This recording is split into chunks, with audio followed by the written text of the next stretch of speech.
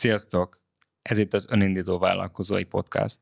Én Mészáros Gábor vagyok, és ma Pozsik Istvánnal fogok beszélgetni, aki gazdasági pénzügyi szakember, vállalkozói mentor és tanácsadó. Szia István, köszönöm, hogy eljöttél.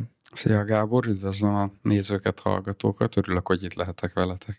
Ma főként a kezdővállalkozások kezdeti lépéseiről lesz majd szó, és hogy hogyan tudunk elkezdeni tudatosan vállalkozni. Például az üzleti terv, ami nagyon fontos a vállalkozások életében. Úgy gondolják sokan, hogy már egy szalmaszálat se érdemes keresztbe tenni, még mielőtt ezt elkészítenénk. Te mit gondolsz erről, István? Ne dobjuk magunkat a mélyvízbe rögtön, mentőöv nélkül.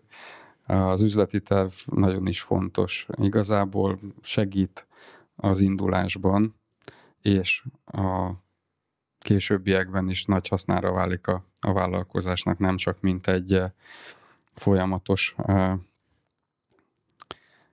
támpont vagy támogatás, hanem külső szereplőket is érdekel a mi üzleti tervünk. Későbbiekben, hogyha bankokat vagy befektetőket szeretnénk majd bevonni, akkor őket ezzel a dokumentummal tudjuk meggyőzni leginkább. És hogyha kezdő vállalkozók vagyunk, akik igazából ténylegesen most indulunk, akkor mit javasolnál, hogy kezdjünk neki egyáltalán egy üzleti terv készítésének? Először is gondoljuk át, mit szeretnénk csinálni. Az üzleti terv nem egy ördöngősség. Le kell írni, hogy mit szeretnénk, miért szeretnénk, mik a vállalkozásunk célja, hova szeretnénk elérni, még akár milyen termékeket szeretnénk, milyen szolgáltatást szeretnénk nyújtani, a piacon van-e már hasonló, azok hogyan muzsikálnak igazából. Úgyhogy ez egy nagyon fontos dokumentum, saját magunk részére is, nem csak, ahogy említettem, mások számára, ez nem mások számára kész, ez saját magunknak készül.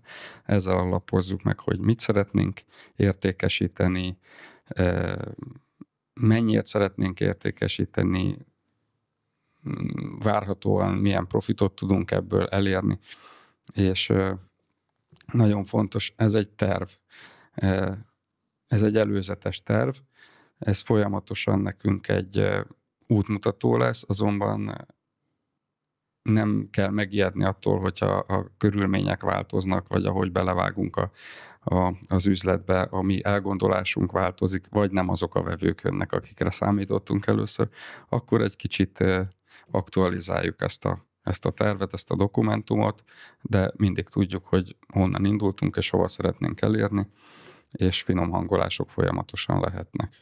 Uh-huh.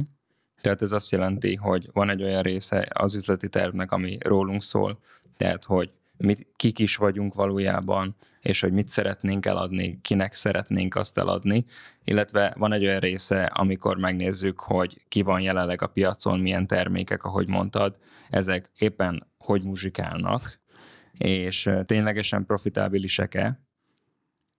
Emellett érdemes megnézni, ugye, hogy milyen a piaci környezet, amiben éppen vagyunk. Nagyon jól összefoglaltad, illetve azt is meg tudjuk nézni ebben a dokumentumban, ebben a tervben, hogy milyen platformon értékesítsük a szolgáltatásunkat, termékünket. Itt tudjuk eldönteni azt is, hogy akár offline vagy üzletben, piacon, ténylegesen piacon értékesítsük a portékánkat, vagy online nyújtsunk szolgáltatást valakinek, vagy egy webshopon keresztül értékesítsük a termékeinket. Ezeket szépen le lehet modellezni, meg tudjuk nézni hozzá, hogy melyik formához milyen költségek tartoznak, milyen bevételek tartoznak, milyen bevételeket tud ez generálni, illetve milyen ütemezésben érkeznek ezek a pénzek majd a vállalkozáshoz. Amit még mindenképpen ki szeretnék egyébként emelni, ha megengeded, az a vállalkozások kezdetében az, hogy mindenképpen legyünk önazonosak, tehát egy viszonylag magas szintű önismeret és a vállalkozás szempontjából vett önismeret szükséges, ami majd később a brandingünk alapját, illetve a megkülönböztetésünk alapját fogja szolgálni. Egyébként erre rengeteg anyag van, ami segítséget nyújthat az interneten, többek között az önindító.com-on is találhattok ilyen brandinget segítő anyagot, illetve segédletet. És ezt igazából összegyúrva fogunk tudni majd elindulni, de még mielőtt vállalkoznánk, van egy-két szempont, amit mindenképpen meg kellene vizsgálnunk, ahogy mondtad is, már rögtön rátértünk az ilyen adózási költség és hasonló témákra. Ebbe beavathatnál minket egy kicsit, István? Rendben, nézegessük a költségeket először. Az üzleti tervnek nagyon fontos része az, hogy megszámoljuk, mibe kerül nekünk létrehozni ezt a terméket, vagy mibe kerül nekünk megalkotni a szolgáltatásunkat, beleszámolva ebbe a saját magunk bérét, kifizetéseit is, hiszen nem jó téteményből vállalkozik senki, hanem a profit elérése miatt. A profit pedig úgy számolhatok ki a legkönnyebben, hogy a bevételekből levonjuk a költségeket, megfizetjük az adókat, és ami maradt, az a profit. Ez most így nagyon le volt egyszerűsítve, azért ettől egy picit bonyolultabb a helyzet a mai világban, de nem kell megijedni, vannak nagyon egyszerű vállalkozási formák, Magyarországon elérhetőek, illetve szerte a világon is lehet egyénileg, illetve társasági formában vállalkozni. A legegyszerűbb és legköltséghatékonyabb az egyéni vállalkozásnak az indítása. Ezt igazából saját magunk is el tudjuk végezni. Nagyon hasznosnak gondolom azt, hogy egy magánszemélynek legyen ügyfélkapuja, ha esetleg még nincsen. Ezen keresztül egyébként lehet alapítani az egyéni vállalkozást néhány kattintással akár, de az ügyfélkapu az a magánszemélyhez kapcsolódik, itt jelez neked, ha lejár a jogosítványod, az útleveled, meg tudod nézni, hogy milyen szolgáltatásokat vettél igénybe a orvosnál és a többi, tehát egyébként is egy hasznos dolog, egy e-mail címmel egyszer be kell ballagni a kormányhivatalba, és ott egy felhasználó nevet meg egy idéglenes jelszót, egy felhasználó névért cserébe kapsz egy idéglenes jelszót, azzal hazamész, létrejött az ügyfélkaput, és már részese vagy ennek a közösségnek.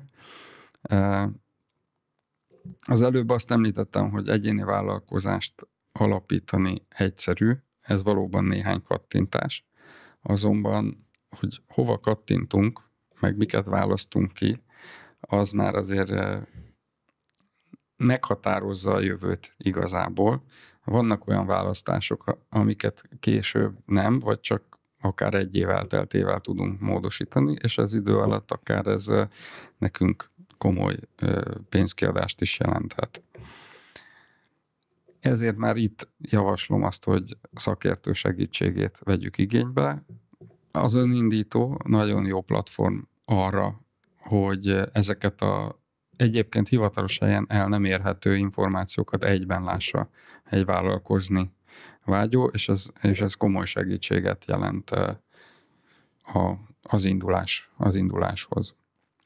Egyébként egy picit visszatérve az egyéni vállalkozáshoz, bár nem tudom, hogy elkalandoztunk-e onnan, de annyi kérdésem lenne, hogyha én mondjuk tegyük fel, egy főállásban dolgozom, egy multinál például nem nagyon szeretem, ahol éppen vagyok, akkor, és hát nyilván ezt ki szeretnék lépni ebből a mókuskerékből, és szeretnék valami más csinálni, akkor azt mondanád, hogy ez talán a legegyszerűbb út, amit választhatok, hogy egyéni vállalkozó leszek, miközben dolgozom? Nagyon jó ötlet kell ahhoz, és nagyon jó üzleti érzék, hogy azonnal főállásként vállalkozz és válts. Egy második lábnak, vagy próbának nagyon jó az, hogyha egyéni vállalkozást indítasz mellékfoglalkozásként. Ezt a vállalkozás jellege fogja eldönteni, és az üzleti terv, amiben ezt leírod, hogy milyen adózási formát válasz ehhez. Itt a mellékfoglalkozás miatt kicsit szűkül a keresztmetszet, lehetsz vállalkozói jövedelemadó szerinti vállalkozó, ez hasonlít legjobban egy társas vállalkozáshoz is. Itt tulajdonképpen a bevételek, a költségekről pedig költségelszámolást kell vezetnie a könyvelésnek, folyamatosan gyűjtögetni kell a számlákat, és minden tételt le kell könyvelni.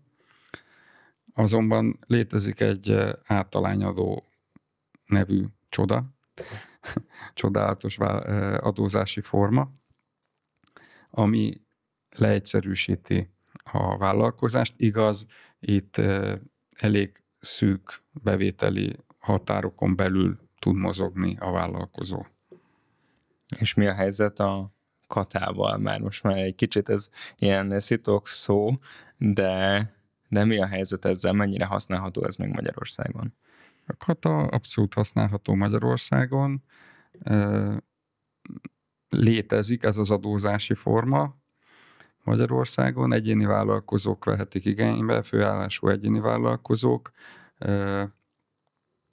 12 millió forint éves árbevételig lehet ezt igénybe venni, havi 50 000 forint az adótétel. Ezen kívül iparűzési adót kell fizetni, azonban aki katás egyéni vállalkozó, az ő részére rendelkezésre áll egy tételes iparűzési adófizetési kötelezettség, ami abszolút leegyszerűsíti az adózást. Lehet ezt bonyolítani, ha szeretnénk áfa körbe kerülni, illetve külföldről beszerezni dolgokat, de szerintem első körben ne bonyolítsuk túl a dolgot. Itt semmi más nem kell vezetnie a vállalkozónak, csak egy bevételi nyilvántartást, aminek megfelel igazából az ő számlatömbje, és akkor erre meg térjünk ki egy picit. Mi is ez a számlatömb? Már nincsen az a klasszikus füzetszerű számlatömb, illetve van, csak hát, hogy mondjam, elég perverznek kell lenni ahhoz, hogy valaki ezt használja, mert hogyha ilyen számlatömböt vezet valaki, a NAV online adatszolgáltatását akkor sem kerülheti el. Ez azt jelenti, hogy ha kiállítok egy ilyen papír alapú számlát, akkor 24 órán belül, teljesen mindegy, milyen nap van, hétvége, ünnepnap, akármi, azt a NAV rendszerébe föl kell pötyögjem. Manuálisan? Hát természetesen. Vagy a könyvelőmet fölhívom éjszaka, és megmondom neki, hogy bocs, elfelejtettem szólni reggel, és holnapig ezt add már föl a NAV-hoz. Ettől azért sokkal egyszerűbb a helyzet. Az online számlázó rendszerek ezt megoldják. Most reklámozás nélkül, de igazából a legnépszerűbb számlázók ma Magyarországon szerintem a számlász.hu és a Billingo. Ezek már olyan segédprogramokat fejlesztettek maguknak, amik például ezt a bevételi nyilvántartást is vezetik, amit kinyomtatva megfelelünk tulajdonképpen a jogszabályi előírásoknak, ha katás vállalkozók vagyunk, illetve automatikusan lekönyvelik a beérkezett, bankszámlára beérkezett tételeinket, össze lehet kapcsolni nagyon sok banknak az online felületével, figyelik, hogy ne lépjük túl ezt a bűvös éves 12 millió forintos határt. Erre főleg az első évben, illetve abban az évben, amikor nem teljes évben vállalkozunk, kell nagyon odafigyelni, ugyanis akkor nem tölthetjük ki akár 2 hónap alatt ezt a 12 millió forintot, hanem akkor arányosítani kell. Tehát ez időarányos, ez a 12 millió forint. Ez tulajdonképpen nem teljesen helyesen havi 1 millió forintot, 1 millió forintos bevételi határt jelent. Az előbb említettem, hogy a indulás éve lehet egy tört év, ugyanakkor egyéni vállalkozás esetén lehetőség van a vállalkozást szüneteltetni. Ami ugye onnan indultunk, hogy főállás mellett vállalkozunk. teszteljük, kipróbáljuk, hogy működik-e ez a dolog nekünk. Ha nem működik, semmi probléma, vagy éppen kapunk egy külföldi kiküldetést, vagy akármi miatt nem tudjuk folytatni a tevékenységet, vagy szezonális a tevékenységünk. Ebben az esetben szüneteltetjük a vállalkozást, és erre az időszakra ugyan bevételt sem számolhatunk el, nyilvánvaló, hiszen nem működik a vállalkozásunk, ugyanakkor az adókat sem kell megfizetnünk. És mi történik, hogyha valamilyen oknál fogva nem férünk be egy egyéni vállalkozásba, akkor milyen más vállalkozási formák vannak, amit választhatunk? Hogyha ezt a bevételi határt átlépjük, akkor annak egyrészt nagyon örülünk, ugye, mert 12 millió forintot gyorsan elértük mondjuk 3 hónap alatt, ittektől nem ijedünk meg nagyon, és nem is feltétlenül kell társas vállalkozást alapítanunk, hogyha mi magányos farkasok vagyunk, hiszen vállalkozói személyi jövedelemadó rendszerében is tudjuk folytatni a vállalkozásunkat. Innentől már nincsen limit, tehát itt akár milliárdos árbevételt is elérhetünk. Költségelszámolást érdemes ilyenkor vezetni, ugyanis ha nem tartjuk nyilván a költségeinket, akkor csak a bevételünk lesz az adóalap. Tehát a legelején még volt egy profit meghatározásos képletünk, térjünk ide-vissza, hogy tanulják a kedves vállalkozni vágyok, bevétel mínusz költség, aztán az adózás, és utána a profit. Tehát ha nem vonok le semmit a bevételemből, az adó ugyanúgy megmarad, csak sokkal nagyobb tételt fog képviselni ebben a képletben. Más formában is vállalkozhatunk, társas vállalkozási formák elérhetőek Magyarországon, betéti társaság, Kft., zártkörű részvénytársaságot is alapíthatunk. Ez igazából ebben a sorrendben, ez a sorrend is mutatja az alapítás, illetve a fenntartás bonyolultságát. Betéti társaságot 2 személy egyesülésével alapíthatnak, egy beltagra és egy kültagra van szükség. Azonban, mivel ez egy társaság, itt már szükségünk van alapító okiratra.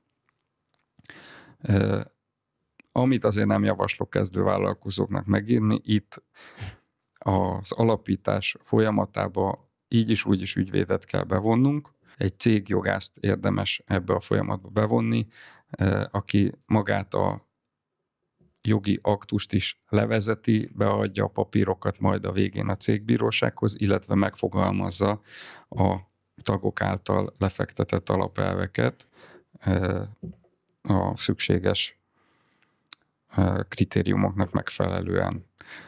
Itt eldöntik a tagok, hogy milyen tőkével, milyen vagyoni hozzájárulással alapítják a betéti társaságot, vagy akár a Kft-t. Döntenek arról, hogy ki lesz a cégnek a képviselője. Egyedül az egyik tagot nevezik ki erre, vagy közösen akár többen is képviselhetik a céget, vagy csak úgy érvényes az aláírás, vagy úgy érvényes a cégképviselet, hogyha mind a 2 tag aláírja azt, illetve döntenek majd az eredmény és a veszteség viselésének arányáról. És mikor érdemes ilyen társas vállalkozást alapítani? Tehát mikor jobb az adózási vagy bármilyen más szempontból, nyilván azt az esetet félretéve, amikor nyilván többen vagyunk, ezért többen szeretnénk majd együtt vállalkozni, mert az viszonylag evidens, viszont abban az esetben, ha egyedül vagyok, megéri-e valamikor esetleg egy társas vállalkozást alapítani? Amikor már eljutottunk oda, hogy a katás, tehát a legegyszerűbb, vagy a általányadós egyéni vállalkozás határait túl szárnyaltuk, akkor azt mondom, hogy érdemes belevágni a társasági életbe ilyen szinten, mert itt azért a költségelszámolásnak, illetve az adózásnak különböző fortéjait be lehet vetni.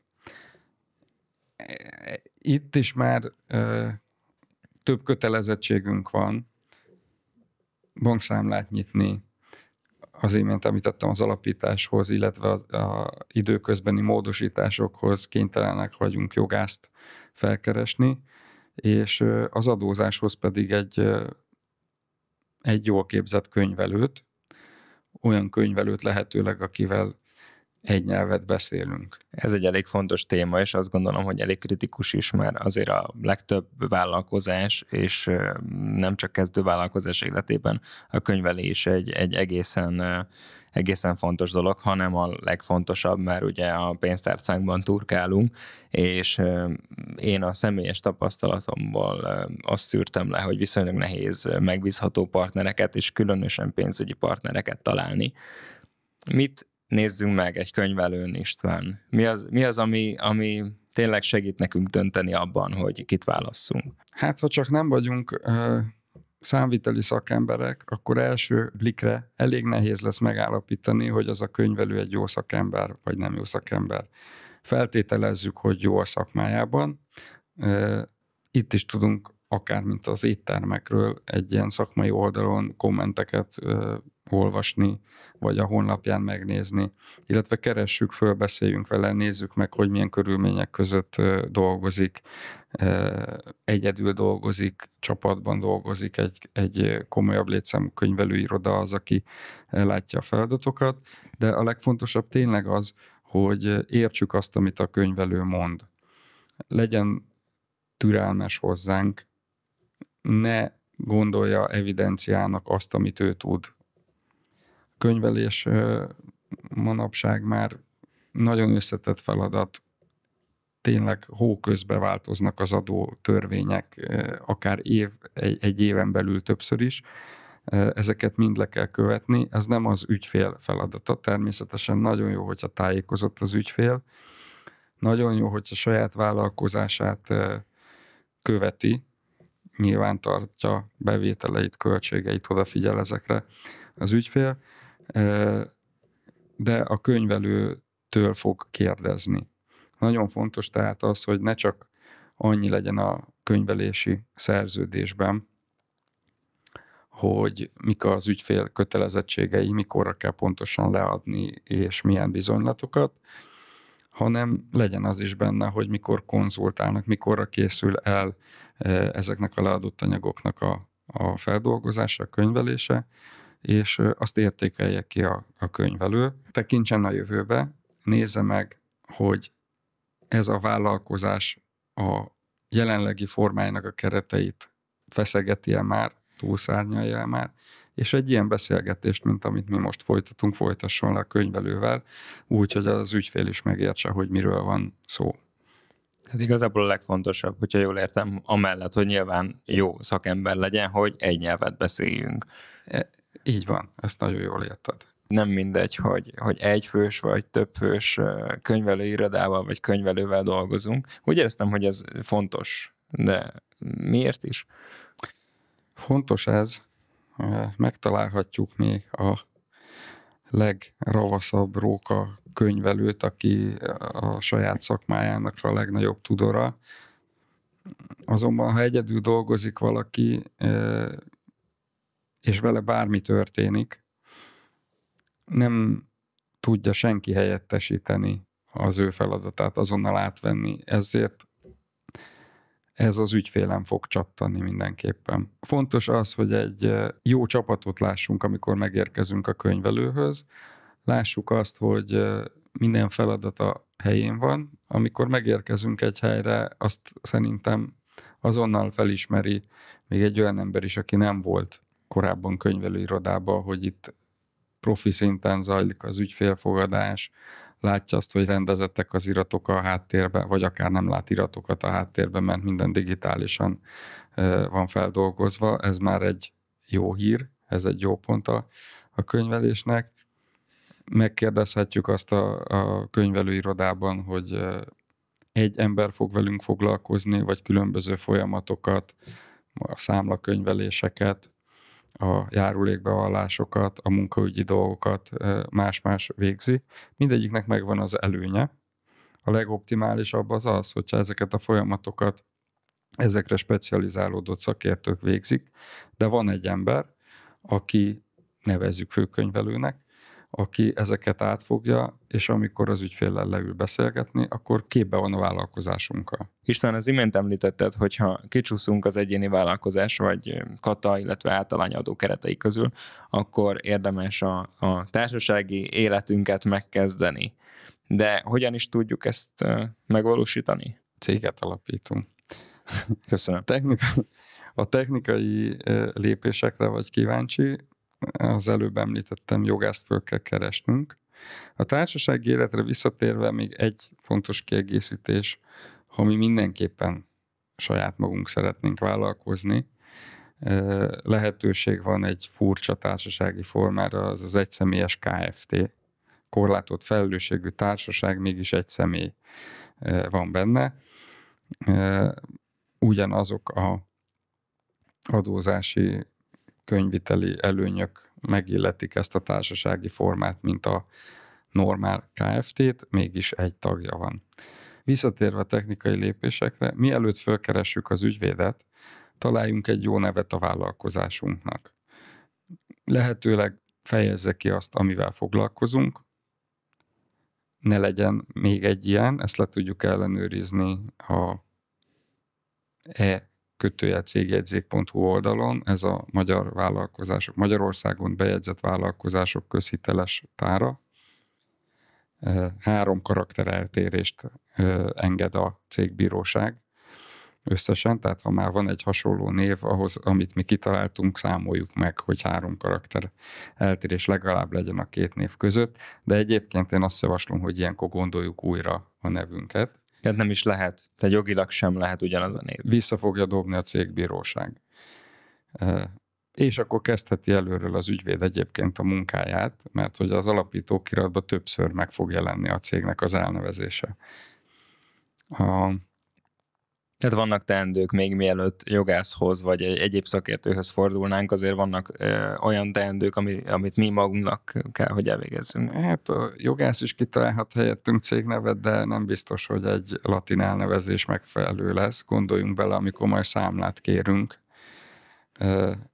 és megpróbáljuk elmagyarázni a számlát kiállító pénztárosnak, hogy az a szerviz, az nem szerviz magyarul rövid ível, vagy akár hosszú ível helytelenül, hanem service latinul, vagy és a többi. Tehát akár ilyen teljesen hétköznapi szempontokat is vegyünk figyelembe a cégnév választásakor. Hogyha ez megvan, és megvannak a jogi ügyletek, rendelkezésünkre áll az összes papír, azt az ügyvéd fogja tudni, mit kell beadnia a cégbírósághoz, akkor a cégbíróság ezt szinte napokon belül elbírálja és bejegyzi a céget, megállapít egy adószámot, egy cégjegyzékszámot, és igazából működhet a vállalkozásunk. A cégnévhez visszatérve fontos még azt is kitalálnunk, hogy hol fog működni a vállalkozás. Ennek is vannak jogi kritériumai. Nem jegyezhetjük be akárhová a vállalkozásunkat. Tehát azért, mert nekem szimpatikus a Corvin Plaza, oda nem jegyezhetem be a vállalkozásomat, ha csak nem bérelek ott egy irodát, és annak az irodának a tulajdonosa nem járul ahhoz hozzá, hogy én a székhelyemet bejegyezzem. A saját lakásomba jegyzem be a székhelyet, akkor természetesen azt kell csak igazolni, hogy ez az én saját lakásom. Ezt követően pedig, amikor már működik a vállalkozás, annyi előírás van, hogy a vállalkozás székhelyén a vállalkozásnak elérhetőnek kell lennie, tehát itt át kell vegye valaki a hivatalos iratokat, amik még postán érkeznek, fel kell tüntetni a bejáratnál, a postaládán a vállalkozás elnevezését, hogy mindenkinek egyértelmű legyen, hogy ott működünk. Ez egyébként az egyéni vállalkozásokra is igaz, ezt a legelején még kimaradt, de az, hogy tudják, hogy ki működik ott és mi működik ott, ezt hivatalosan is egyébként az adóhatóság is ellenőrzi. Ez az egyik legelső ellenőrzések keretében nagyon sok esetben kimennek a cégekhez, és megnézik, hogy a bejelentett cég az a az a székhelyen elérhető-e, ha bekopognak, becsöngetnek, nyit-e ajtót valaki, ezt nem meg fogják próbálni, de nyilván, ha munkaidőben van, te pedig máshol dolgozol, akkor nem fog senki. De hogyha látja, hogy az ajtóra ki van írva, a postaládára ki van írva, akkor kipipálta, hogy itt a vállalkozás elérhető. Bankszámlanyitás. Bankszámlát is kell nyitni abban az esetben, hogyha társasvállalkozást indítunk. Ez egy kicsit olyan, mint a mennyasszonyi torta esete, meg a fehér marcipán torta esete. Tehát, hogyha én bemegyek a bankba, és elmondom, hogy én egy vállalkozói bankszámlát szeretnék nyitni, ugyanazt fogja tudni, mint bármelyik magánszámla, viszont egy picit többe fog kerülni. Sajnos ilyen a vállalkozói élet. Cserébe ezt a költséget már el tudjuk számolni a vállalkozásunk költségei között, ugyanúgy, mint az alapításnak a költségeit, pedig az még hivatalosan megelőzi azt, hogy létrejött a vállalkozásunk, és ezek után szabályosan el tudunk kezdeni működni. Szolgáltatunk, számlázunk, elszámoljuk a költségeket, adózunk, és megszámoljuk a nyereséget az év végén. Aztán vagy kivesszük osztalékként, vagy bent hagyjuk a következő évek beruházásaira, esetleges szűkebb évek fedezetére. Ezt egyébként az egyéni vállalkozásoknál nem tudjuk megcsinálni, ott minden év végén kötelezően el kell számolni az eredménnyel. De gondolom, hogy a könyvelőm ebben majd fog tudni segíteni, hogyha ilyen eset felmerülne. Természetesen a könyvelő ebben tud segíteni neked. Megbeszéltük, hogy fontos az, hogy a vállalkozás a székhelyen elérhető legyen. De a mai digitális világban a hatóságok is már online digitálisan leveleznek, és ezek hivatalos levélnek tekinthetőek. Korábban az egyéni vállalkozás indításakor javasoltam az ügyfélkapunak a kiváltását, ami a magánszemélyhez tartozik. Ha cégünk van, akkor ez a hivatalos iratforgalom az úgynevezett cégkapun keresztül történik. Itt sajnos, ha több cégünk van, akkor minden cégre külön-külön cégkaput kell nyitnunk. Az ezen forgalmazott iratokat mi is megnézhetjük, de jó hír, hogy itt adhatunk meghatalmazást a könyvelőnknek, aki cégkapu megbízottként tud eljárni helyettünk a nevünkben, és kezelik ezeket a hivatalos iratokat. Lehetnek ezek felszólítások, akár egy ellenőrzésnek a bejelentése, tehát fontos, hogy ezt tényleg rendszeresen kezeljék, és rendszeresen jelezze a könyvelő azt, ha már meghatalmaztuk, megbíztuk ennek a kezelésével, hogy itt most valamilyen feladatot kaptunk esetleg a hivatalos szervektől. De ha jól értem, akkor erre csak társas vállalkozások esetében van szükség, egyéni vállalkozásnál nincs. Így van. A cégkapu. Itt csak a cégeknél van. Az egyéni vállalkozásoknál az ügyfélkapu lesz a kulcs. Tehát összefoglalva igazából, ahogy látom, úgy indul ez az egész el, hogy megszületik bennünk egy ötlet, vagy a szándék, hogy szeretnénk kilépni, szeretnénk elkezdeni vállalkozni. Elkezdünk tervezni, ideális esetben üzleti tervezni is, vagy egy szinten üzleti tervezni. Jó esetben van rá keretünk, hogy szakember segítségét kérjük. Ha nincs, akkor megnézzük, hogy ezt hogyan kell csinálni, és megcsináljuk magunk, és utána megnézzük, hogy a kis vállalkozásunk mibe fér bele. Általában hát potenciálisan egyéni vállalkozók leszünk, ha nem vagyunk már eleve többen, és utána könyvelőt választunk, ha szükséges, akkor jogás segítségét kérjük, és szépen elindul majd a vállalkozásunk. Ami még ugye nagyon fontos, hogy elvégezzük ezeket az önismereti, önelemző dolgokat, ahogy el fogunk tudni indulni, megnézzük tényleg, hogy mi az az érték, amit majd fogunk adni az embereknek, mi az, amiért majd minket választanak, ez szerintem nagyon fontos. És hát utána elindulunk. Utána majd kezdődnek a költségek, a bevételek, a mindenféle számítás, amivel majd a következő podcastban fogunk foglalkozni, és azt hiszem, hogy hogy ezzel meg is köszönöm ezt az adást, István, mert nem sokára folytatni fogjuk majd a következő podcastban, ahol egy kicsit mélyebben bele fogunk menni a költségekbe, bevételekbe és a további lépésekbe a vállalkozással kapcsolatban. Hogyha Istvánról szeretnétek még többet megtudni, akkor kattintsatok a LinkedIn oldalára. Ha pedig ehhez hasonló anyagokat szeretnétek hallgatni vagy olvasni, akkor keressétek fel az önindító.com-ot, mert ott rengeteg vállalkozási és webes témájú anyagot találtok majd. Köszönöm szépen, Gábor. Köszönöm én is. Az önindítót hallgattátok. Hogyha vállalkozásindításon gondolkodtok, vagy nemrég indult a vállalkozásotok, akkor keressétek fel az önindító zárt csoportot Facebookon, vagy kattintsatok az önindító.com-ra.